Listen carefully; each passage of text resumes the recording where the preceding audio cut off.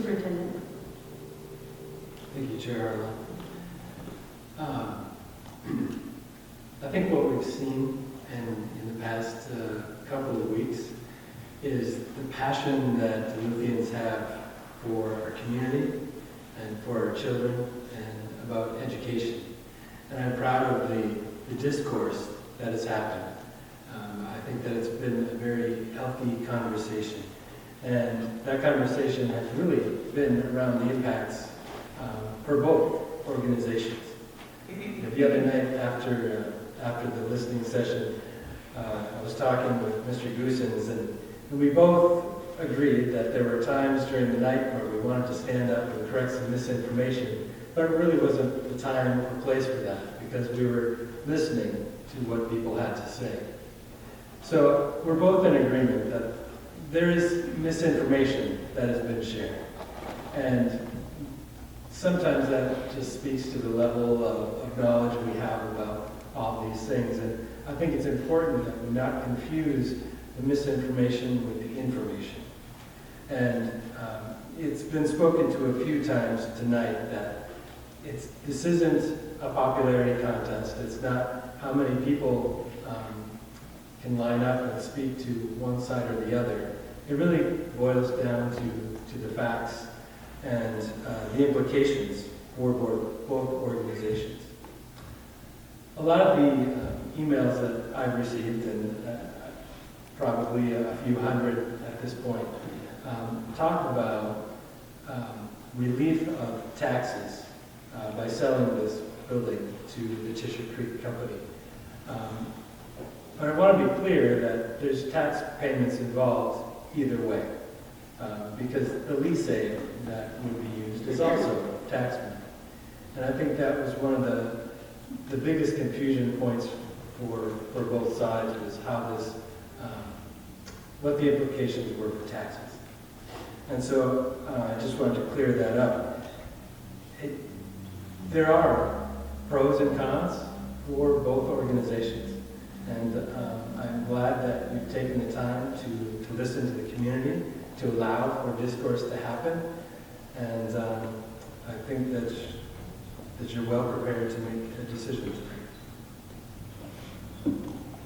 Oh.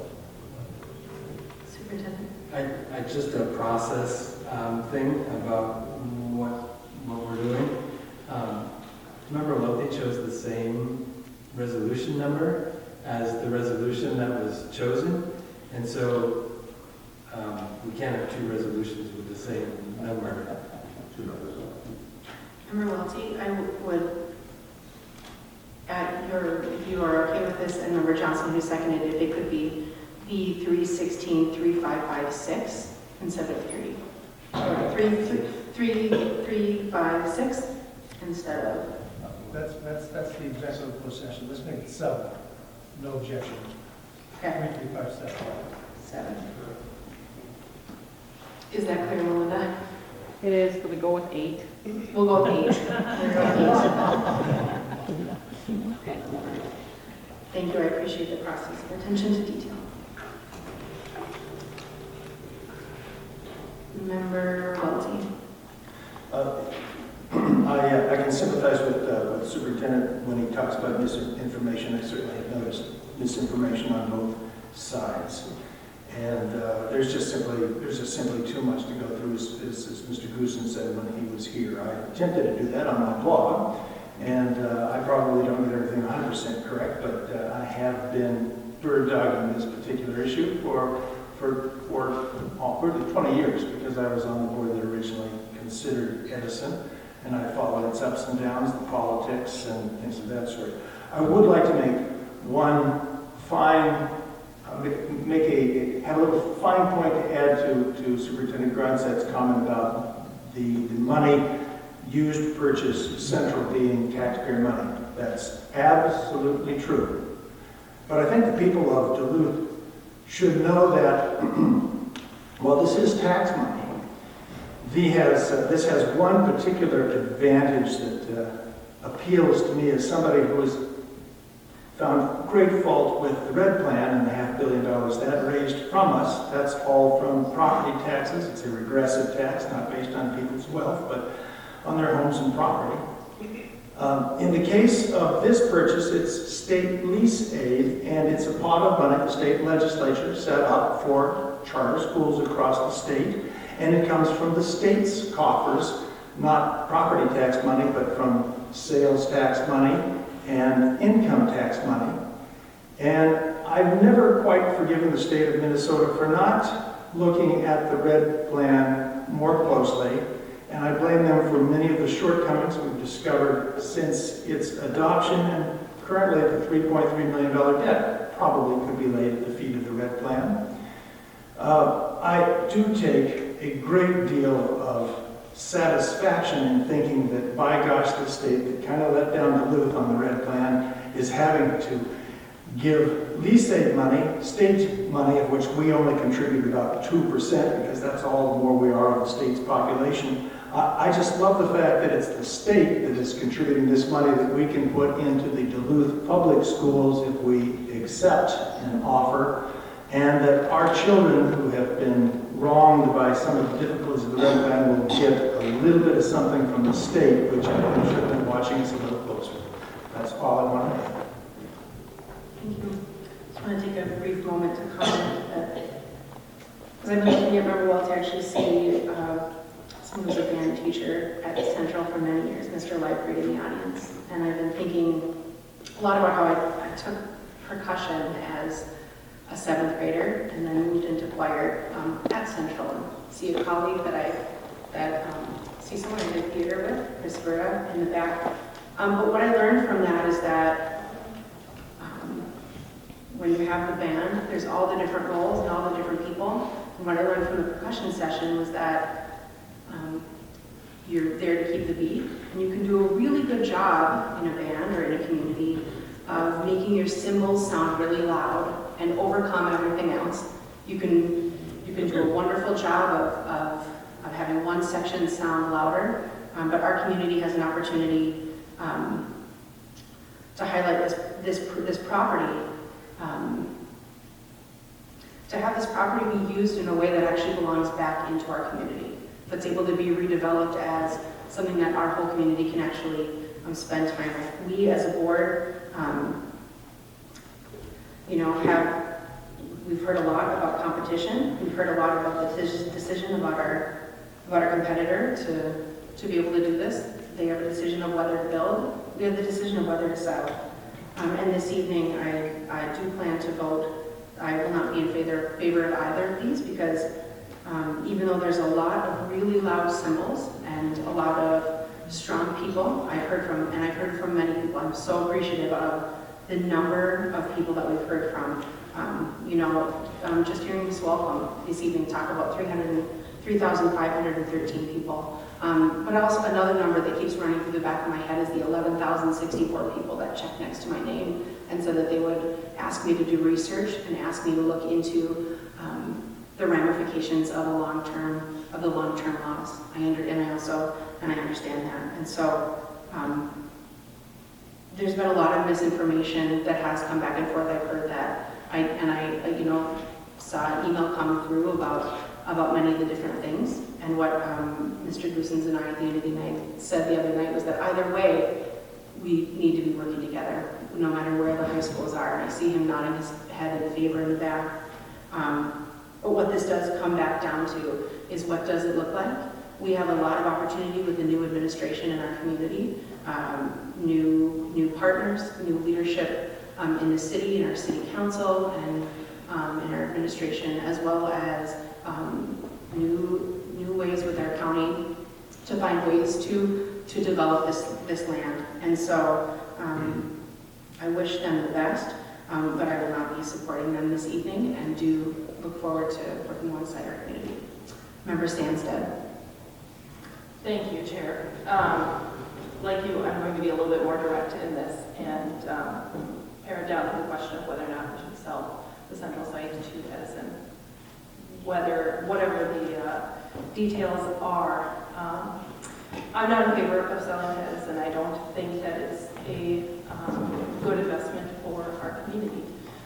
There's two main reasons that I would oppose a sale to Edison. The first is the financial implications for ISD 709 in the long term. And the second is because we govern a public school district and we must keep the interests of our students foremost in our decision making. And the sale would harm the interests of our public school students. So on the first point, as the treasurer, I feel like I have to look extra carefully at the numbers here.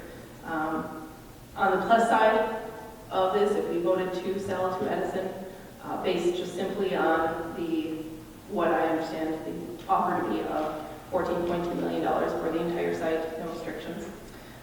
Sure, that's debatable, or negotiable. My understanding is that Edison would need to have a certain number of students in order to obtain the state financing to be able to pay rent on the site. And so we're talking a significant number of students at a minimum. So we would be able to get $14 million from the sale. That money wouldn't resolve any of our long-term budget issues. We do have a $3 million deficit this year. We could add in seventh period back into our middle and high schools for a few years with that money, but then we would have to find another source again. We could reduce our outstanding bond debt by a tiny percentage with this money. It wouldn't go far. So on the negative financial side, if we accepted this offer, there's a guaranteed loss of state revenue in per pupil student funding. And I believe that the loss would be much more significant at the central site than at the other site that Edison is considering. In 2014, we received $7,735 per pupil in the state of Minnesota. And so if Edison filled up Central with 650 students, which was their stated goal, they could go well beyond that in Central. There's a much larger capacity. But that would be $5 million per year in per pupil money going to Edison instead of into the Duluth public schools. Any loss of student revenue would compound the challenges that we already face in providing excellent educational opportunities to our students. And in turn, we would lose more students. In addition to the per pupil loss, selling this property to a tax-exempt entity, which, and I'm using Edison as a shorthand. I understand that North Star Schools, Tisher Creek would be the company, the nonprofit entity that would own the land underneath, and that the Duluth Public Schools Academy is a nonprofit institution who has had a historical relationship with Edison Learning that is a for-profit institution, which they are severing this summer. I think I've got the information right, and I would like to say that I think that the misinformation hasn't come from the Duluth Public Schools or the Duluth Public Schools Academy. There has been some, but I think both sides have done a very good job trying to correct the information coming out. But they are a property tax exempt entity, and so if they purchased this 77 acres, it would be tax exempt. There would be no tax benefit to all of the taxpayers we have heard from. There would be no benefit to the city, the county, the school district in terms of property tax revenue. There would also be no relief for other property taxpayers in the community. So I think that's an important consideration in terms of the financials.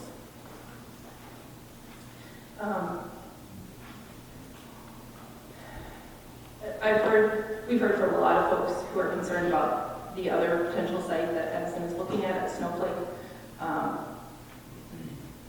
That site, if you're talking about property taxes, we could still get income on Central, and they could build at Snowflake.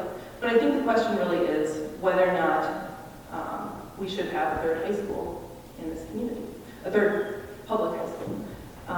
And I think that question has been raised. It wasn't the initial part of the conversation. This was a proposal that came forward and sort of swept in.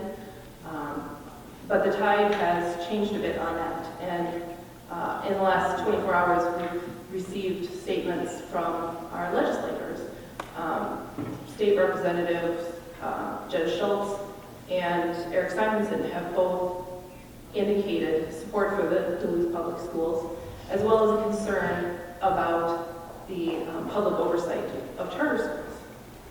And so I think that there's a bigger conversation that will be taking place over the next few weeks and months and maybe years about whether or not we do need to divide our students further and have this other public high school. And I welcome that conversation. I think that's an important one for us to have. So looking at this question from the bottom line for ISD 709, being responsive to our taxpayers, the financial future of the Duluth Public Schools is much more positive if we reject this offer.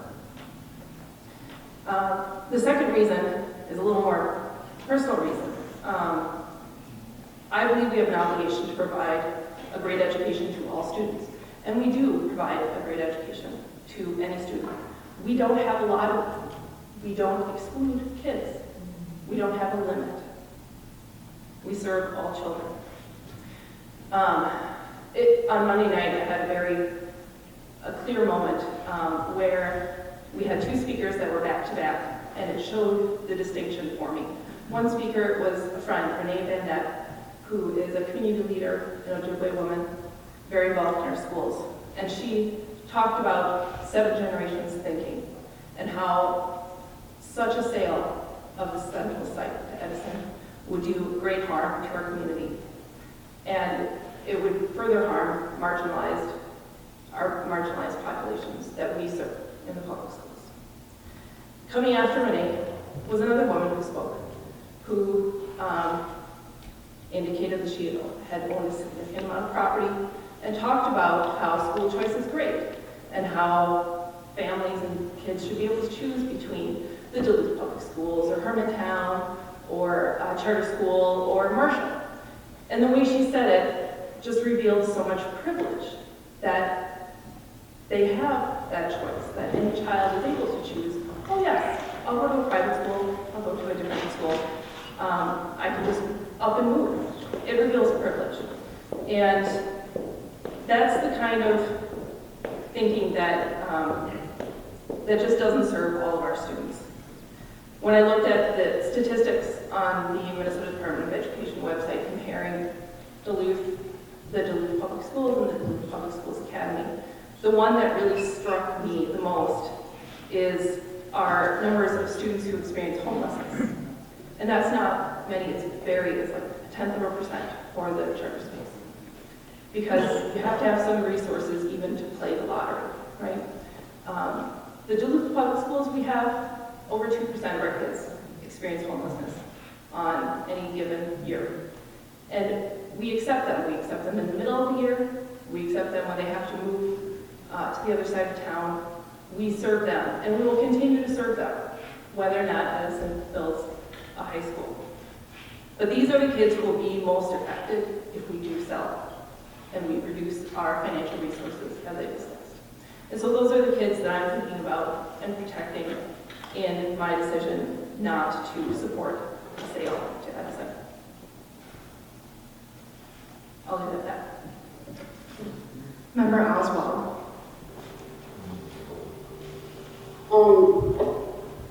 I believe it was stated, what does this look like? And I think what this looks like moving forward is a different discussion now that we know that 4 board members are intent on voting no. I think we need to clarify with the public what this possibly means, and I think part of the presentation on Monday night that was vastly overlooked in that my understanding of that presentation was that Central High School will be bulldozed at a cost of $1.25 million to the taxpayer in order to divide up this property to make it sell. And I wish Superintendent Bronseth could speak to that point and possibly clarify it. But I just want to make one more comment before you do, is that I feel compelled to dismiss the fact that we do have a 3rd public high school in Harbor City International School. It's a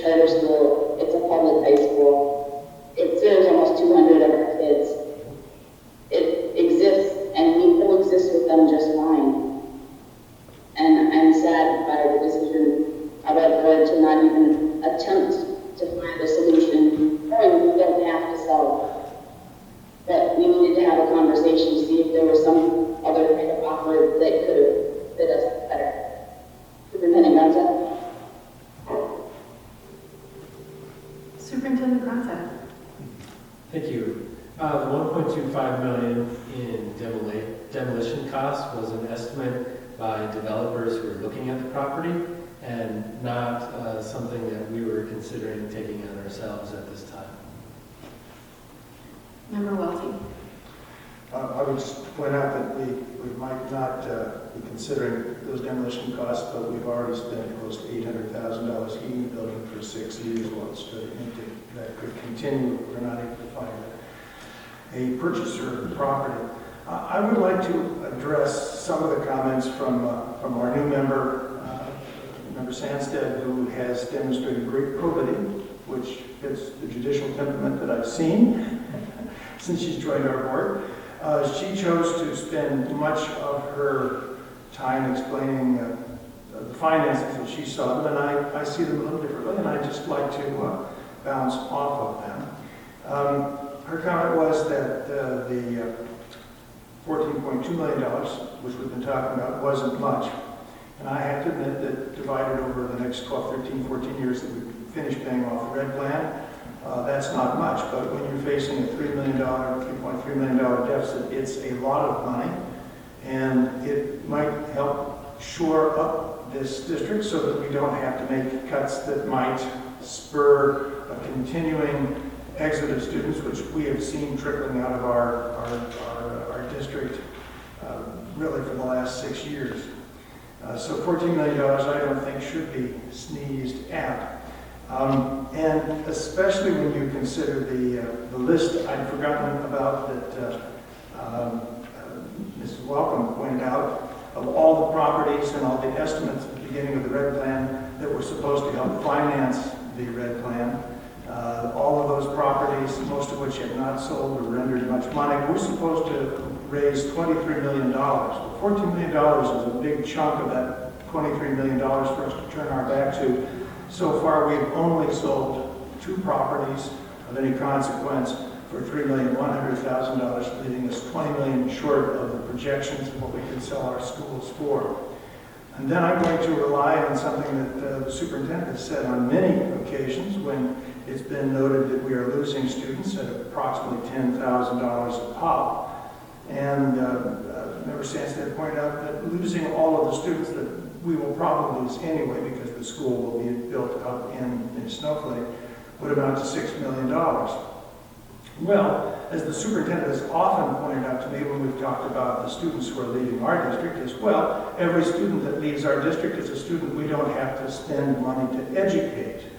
So we are faced with the fact that we're not going to have to educate those kids, but quite possibly this $14 million will help us to educate the kids that we do retain so that we don't lose those in the future. And Member Sandstead also pointed out that Edison is for profit, but not the Duluth Public Schools Academy. And its connection with Edison, which he pointed out is about the seats, has really for the last 19 years been minimal. Edison provided televisions early on. Its chief revenue source was selling advertising, annoying advertising for about 20 minutes at the beginning of a school day. And otherwise, now it provides some accounting services, and that was soon in. So the charter school is not a for-profit entity. And perhaps the most critical financial is we are taking a great gamble in not taking the bird in our hand and buying this property. $14 million. The property sat for 6 years empty, costing us $170,000 to heat and maintain every year. We do not know that we won't have to demolish the building at some point in the future before somebody buys it.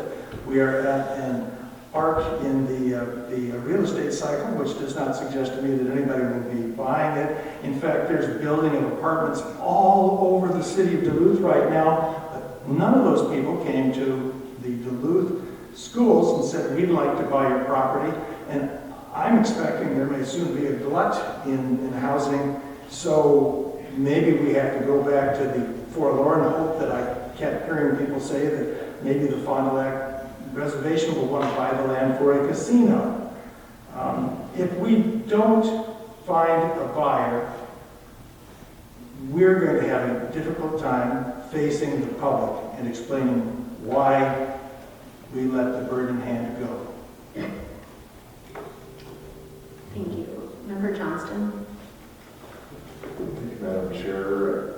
I'm going to take a little bit different tack, and if Member Sandsted wants to respond to Mr. Nolte, if that's really what it was, I'd let you do that, and if that's okay with the Chair. Member Sandsted. Okay, thank you. I'll put your light back, I'll remember our time. I appreciate Member that. Sandsted?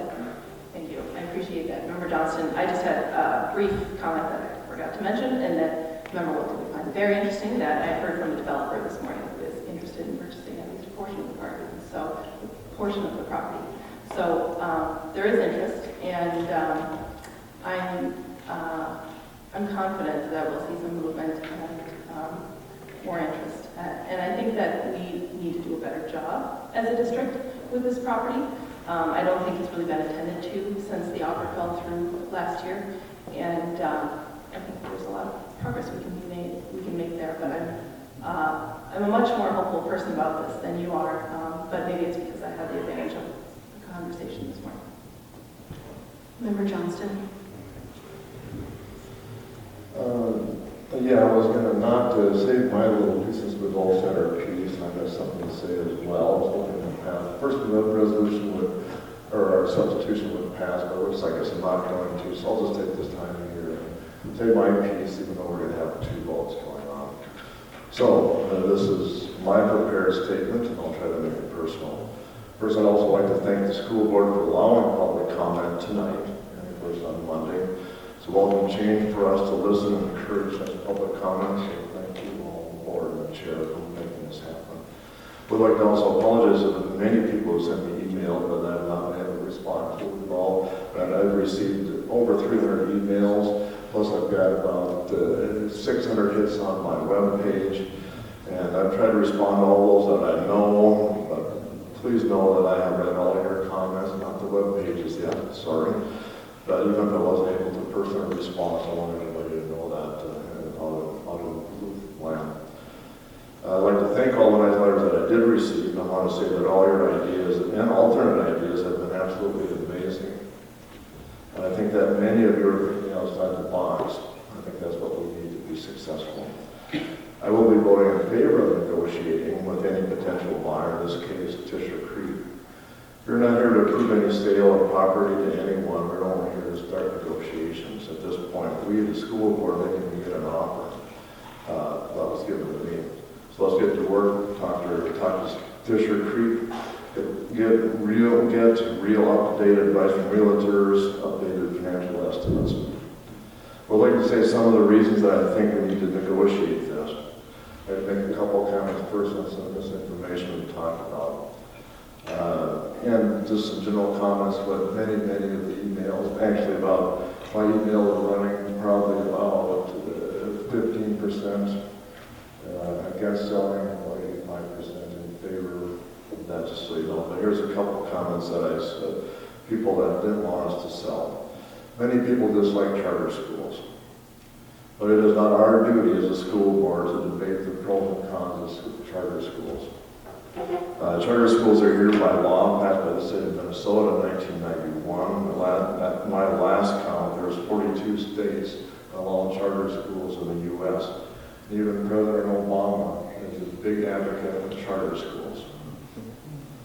Another misinformation we've talked about, I'm going to say it again, the actual Blue School Academy and Tisher Creek are nonprofits, period. I get emails with bold capitalized words saying for profits. With an assumption that is bad, it raises flags for me. In this case, the information about this charter school is wrong. And I wish that people would understand that Duluth Schools Academy is a non-profit by Minnesota law, as is Tisher Creek. Here's the thing that really, I have to say something about about this one because we've been hearing a lot of misinformation about special education. How Edison is somehow part of this and somehow ripping off our schools. That is another falsehood. Everyone connected with education knows that revenue provided by the state and federal governments do not cover the cost of providing special education. Very briefly, Edison gets money for special education just like we do. The only difference is Edison money is pass-through money, passed through ISD 709 because of law. ISD 709 is not subsidizing Edison with special ed, period. It pains me to hear people picking on special ed. Does Edison have more than one parent for a student in an IEP? If they do, maybe they need it. This is a level playing field. It concerns me that our lowest paid workers, our parents, and the special ed kids who cannot defend themselves are being used as political football. Back to some of the negotiations. One is why I think we should negotiate. If we don't negotiate to sell the central property, the only alternative is to hold on to. Member Sam said that she has heard an offer. I'm waiting to hear that myself. But I'm opposed to holding on to this. Why? The long-range facility plan was developed with the understanding that we would sell the excess property to help pay our debts. So let's sell it on the right terms. Holding on to it costs, I think, closer to $200,000 per year. The only offer that we've had that I've been told about, and those have been others, was for $10 million, and that fell through. So let's keep our fingers crossed and pray that someone besides Edison will come along with $14 million. I've also talked to realtors, developers in the last week, and they will say it probably won't happen. Should we decide to develop it ourselves? That's the other option. Sure, we can tear down Old Central and STC, a survey of roads, add utilities, make housing developments, but there's a problem with that. A developer already had that idea and he backed out of it. There's another problem with this. Let's develop it ourselves. We are schools, we aren't developers.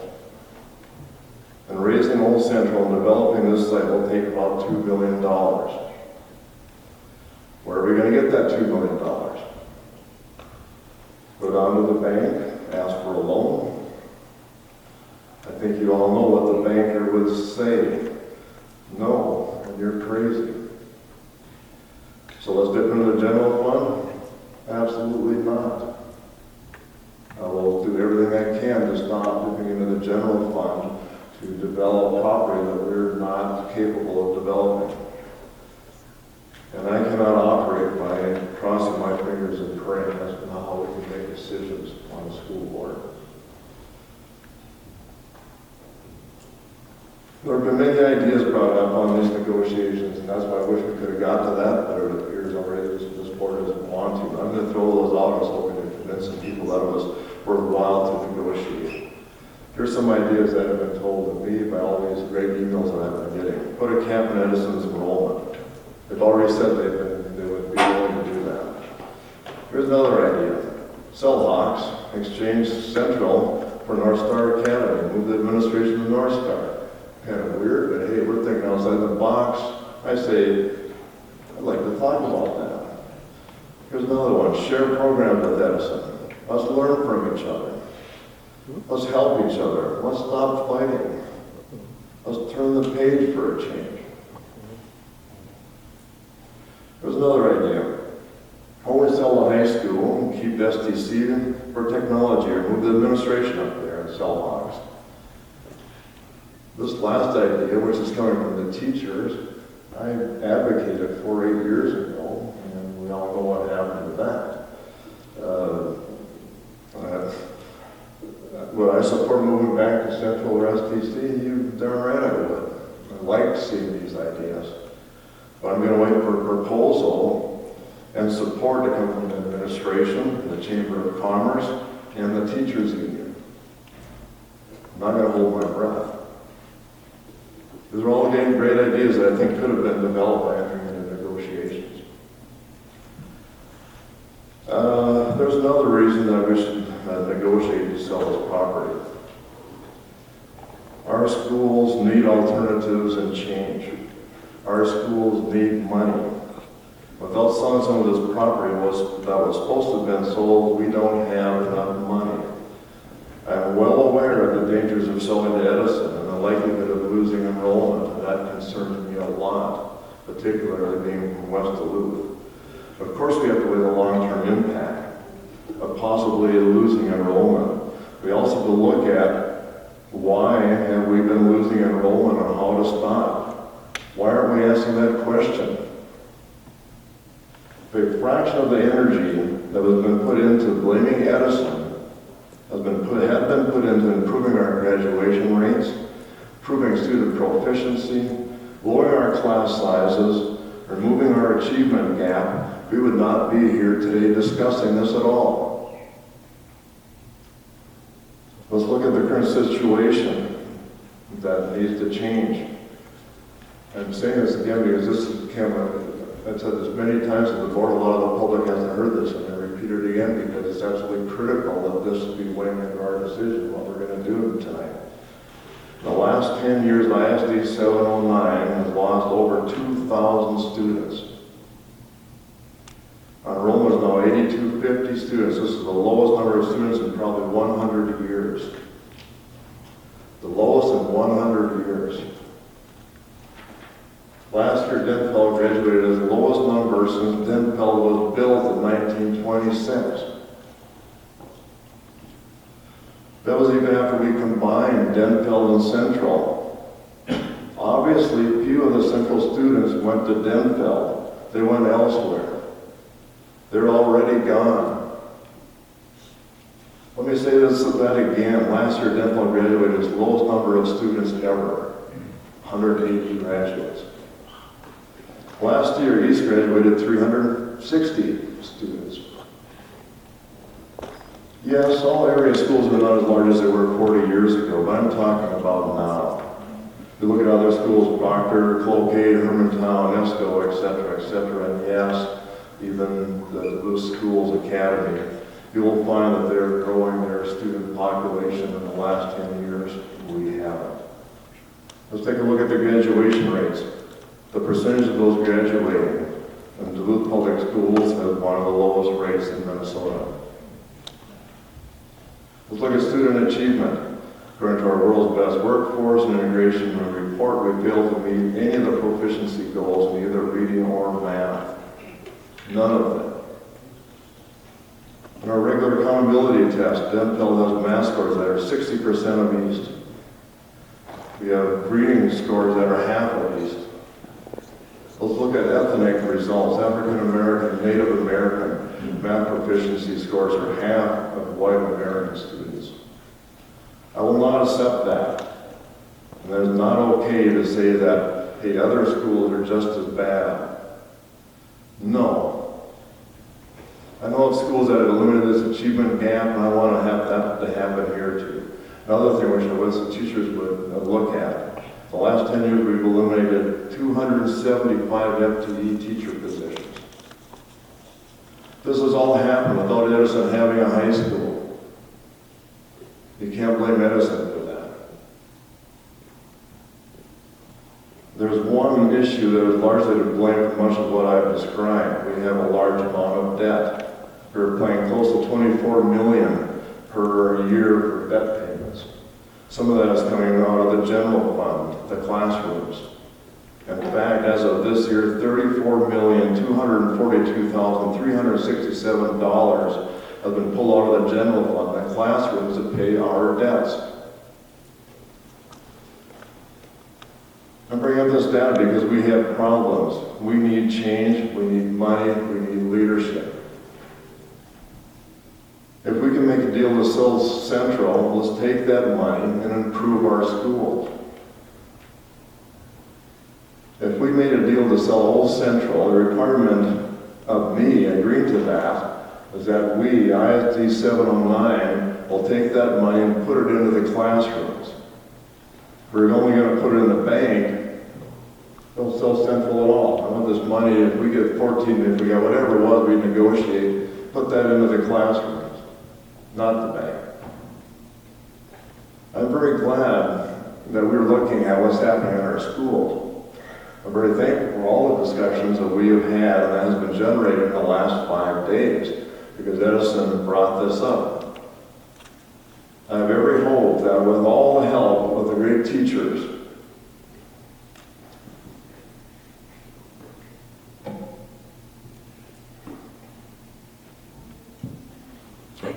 I have every hope that with all the great help of our great teachers and staff, with our parents, students, with support from the school board, that we will beat Edison at their game and stop losing students. For starters, we need to start bringing back 7-period days and 0 hour. I want all of your ideas on how, whether or not we sell Central to do that. We have a critical mass and critical thoughts gathered here today and on Monday and all the emails that I've got.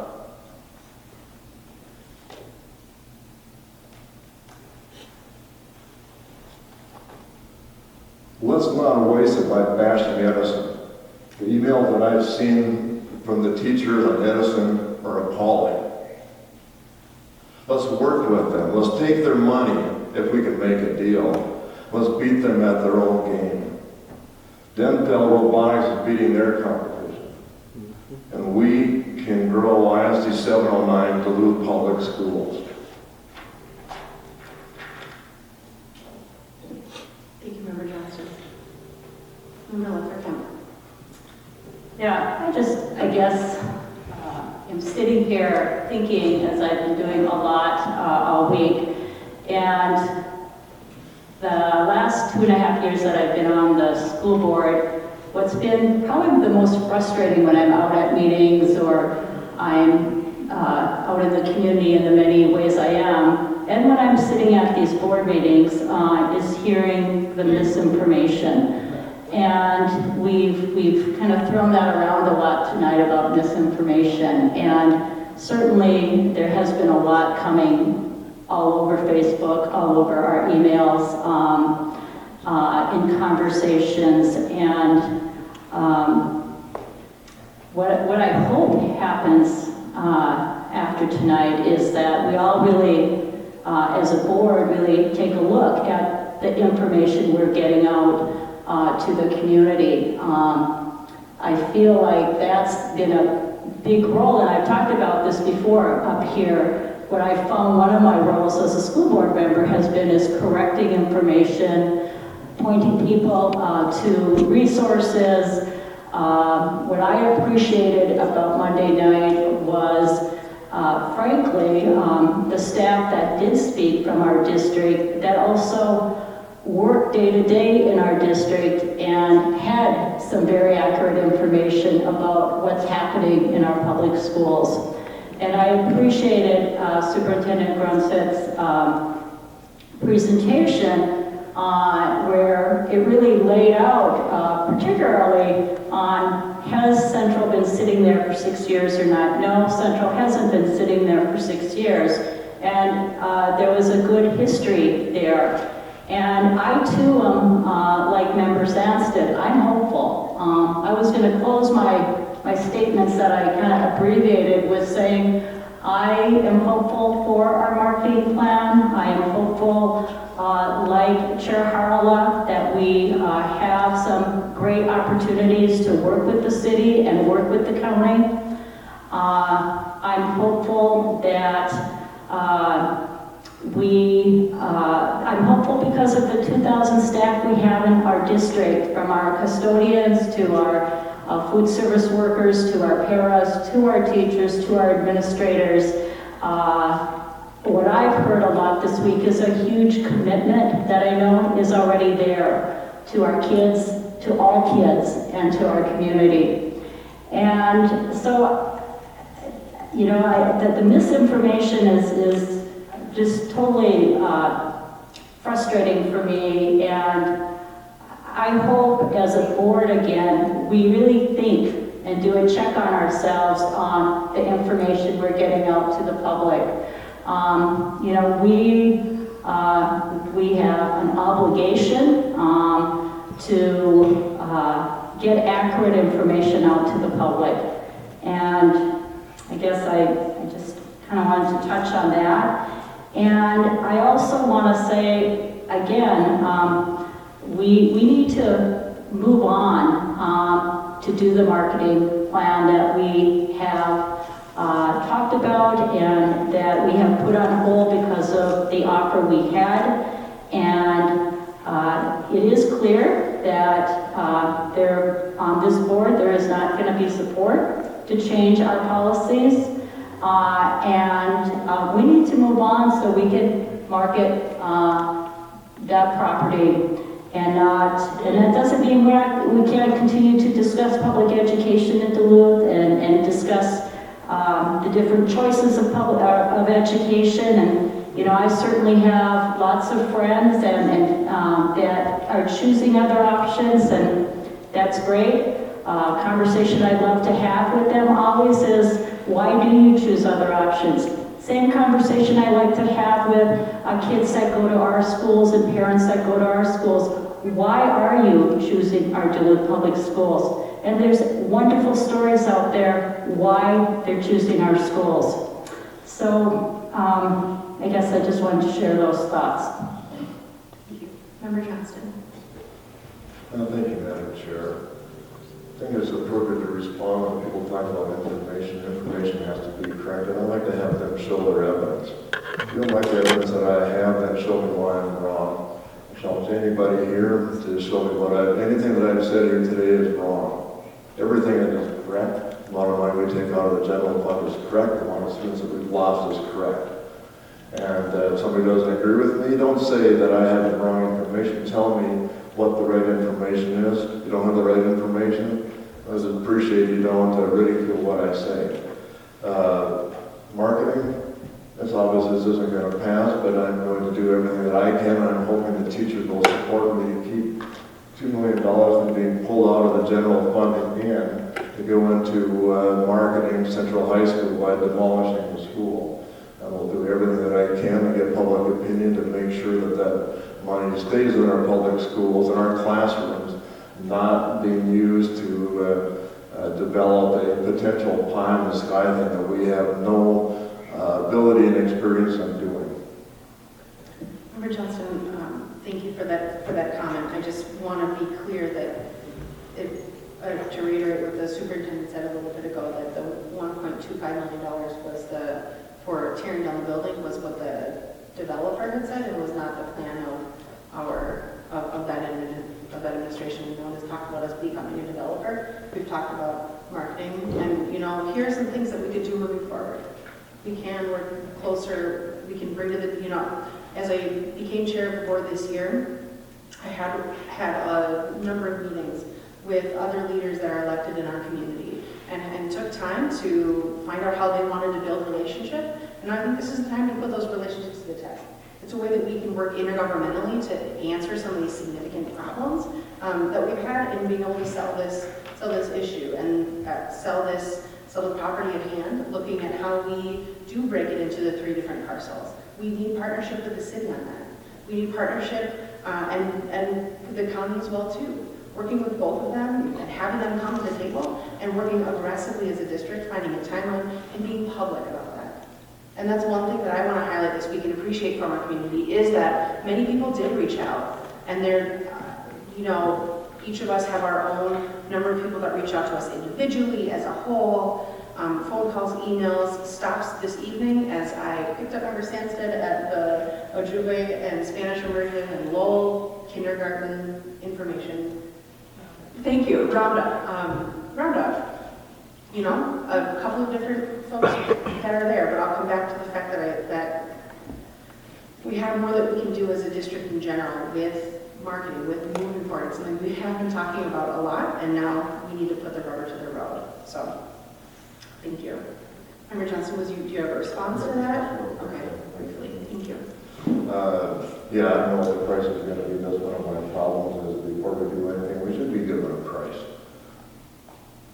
And I don't want to go ahead with this development until I get a price.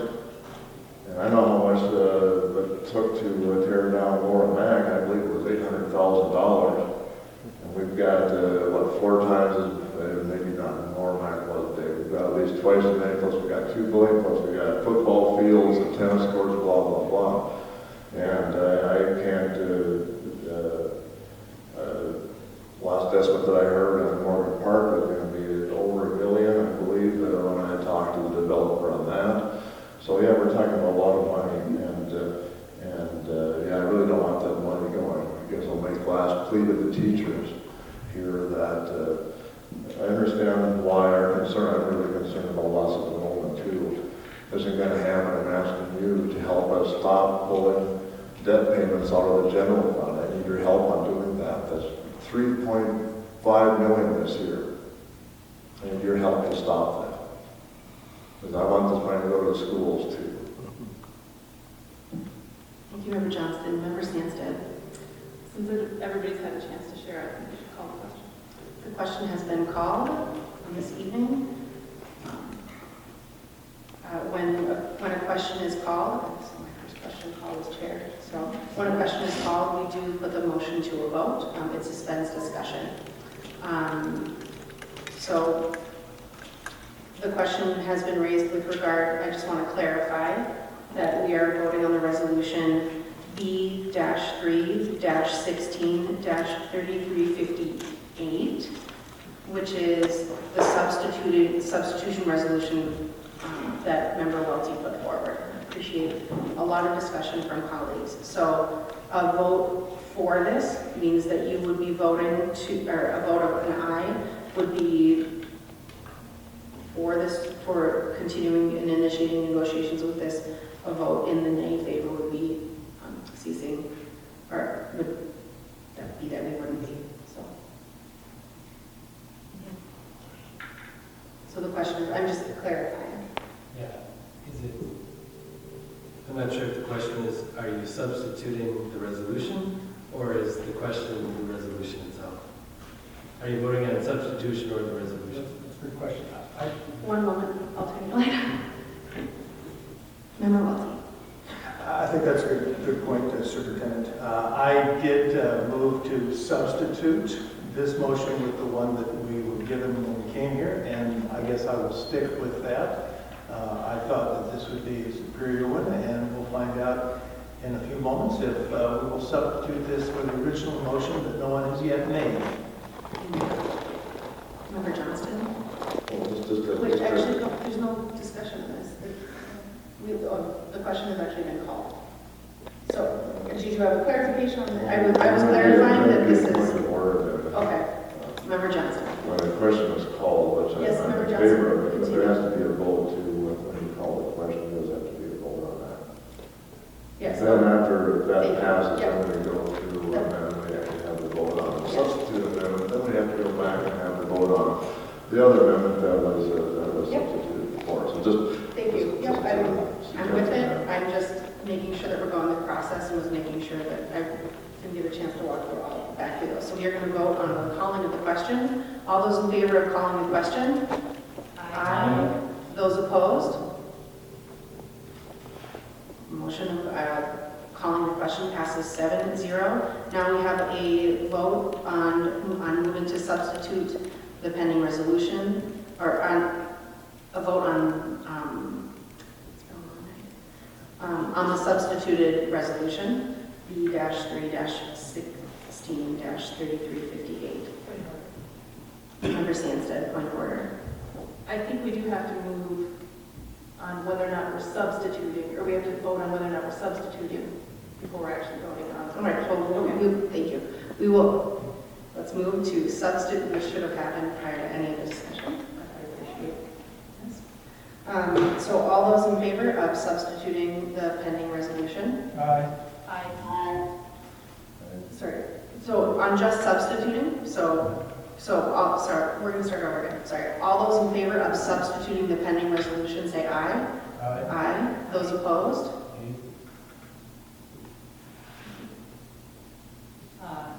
Nay. Okay, so the motion to substitute this passes 5-2. So then, all those in favor of the resolution Wait a minute. Member Johnson, we voted to substitute. We called the question, we voted to substitute, we are going to, so it substitutes that other one, so we won't be voting on that other one, we're voting on this one. And, So did you just vote, you just voted on member Welty's substitute resolution? No, we voted, no. That's what No, you should we have been voted- voting. That's what you should have been voting on, right? We voted on whether or not to substitute on whether or not to substitute. So it's this instead of this. So it's Member Welty's, we will now be voting on Member Welty's resolution instead of the resolution that was printed initially. This is as simple as I'm going to get you. Member Johnston, briefly. Okay, and there was a motion that was given to us. Member Welty had a substitute motion. So we voted, We voted on that, the substitute motion passed, is that correct? we did not earlier. We did not vote on What whether was or the not. vote, what did we just vote on? We just- But that was before three vote, We voted to call the question, yeah. and then we voted on whether or not to substitute this for this, and now we will vote on the resolution that has been substituted. Yeah. So, Yeah, Thank well, you. after we have that, there's always an opportunity to have discussion once we've done that. even though it's been And I'll substituted, take a very quick question, and I'm asking you to let me have a very slow photo. It won't be an 8-minute talk. Member Johnson, the question has been called. We are to vote on this. No. Well, then I will raise a point of order again. Member Johnson. There was a motion and there was a motion to substitute. The motion to substitute, but now we have to vote on the motion itself. It's Yes. a very simple thing. And now we're going on the motion to itself, and you always have to have debate on the motion. Yes. So Debate you on the can call motion. your question only on the Thank you, substitute. Member Johnston. not on the motion. Thank you. Member Welty. Yes, Member Johnston is quite correct. I will, however, say, from my part, I feel that we have already had all the discussion that is pertinent, although I'm happy to stay here till 11 o'clock and repeat it all.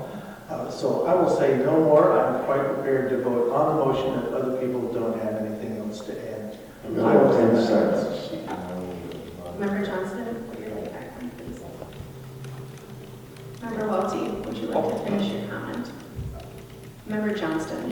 And all I was going to say is that I don't have anything more to say, and I know in the sense that if the motion called the question, I'm willing to, I just want to make sure that we all had our little chance to say something. I want to make sure somebody has that opportunity. I'm done with my say, and I don't think anybody else will think this. I just want to make sure everybody got a chance. Thank you. The public has to know what we think. Thank you. Thank you. So, Thank you. So to clarify, after the many processes of Robert's rules, the motion, so now we're going to be voting on behalf of the substitute resolution at hand. All those in favor of B-3-16-3358, say aye. Aye. All those against? Nay. The motion fails 3-4. Is there further discussion? Take a moment again to reiterate the thanks of the board for a lot of public comment, a lot of feedback, and we look forward to continuing to market this property. Thank you very much. This meeting is adjourned.